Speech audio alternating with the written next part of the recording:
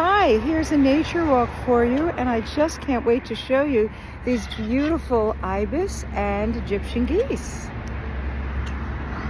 Hi guys, have a look. Yeah.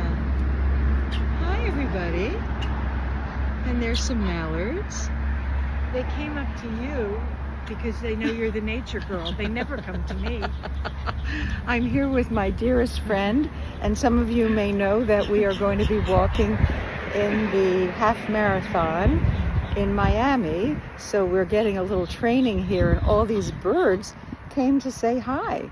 So again, you never know who's going to join you on your nature walk talks, and I'm so thrilled that I'm here with you. Oh, they're so busy talking. Listen to this, a conversation.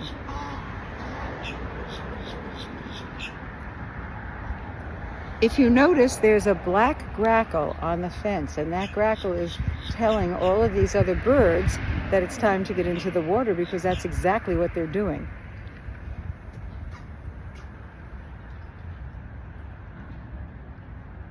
Well, thanks for joining me for another Nature Walk Talk, and we'll see you soon. Bye.